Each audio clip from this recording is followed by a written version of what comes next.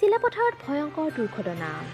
দেওবাৰৰ পৰা ধেমাজি জিলা তথা চুবুৰীয়া ৰাজ্য অৰুণাচল প্ৰদেশত হৈ থকা মুষলধাৰ বৰষুণৰ ফলত হঠাতে নামি অহা গাৰ নৈ পানীৰ হ'লে উটুৱাই লৈ গ'ল কেইবাখনো ডাম্পাৰ, এক্সকাভেটৰ সহ 3জন মানুহ। চিলাপথাৰৰ লিকাবালিৰ গাৰ নৈত এই ভয়ংকৰ দুৰ্ঘটনাটো সংঘটিত হয়। লিকাবালিৰ কুৱেৰীটোত কৰ্মৰত 12খন ডাম্পাৰ, 3খন এক্সকাভেটৰ সহ 3জন কৰ্মচাৰীক উটুৱাই নি হঠাতে অহা পানীৰ ধৰে।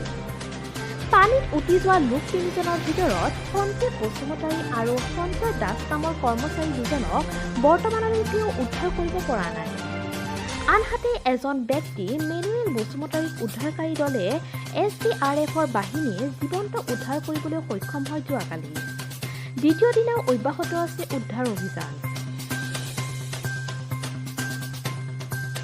নাছিলে তাৰপিছত হঠাৎ পানী আহি গ'ল। পানী অহাৰ লগে লগে ডাম্পাৰ আৰু JCB কাম কৰি থকা অৱস্থাতে তেওঁলোকক উটুৱাই লৈ গুচি গ'ল।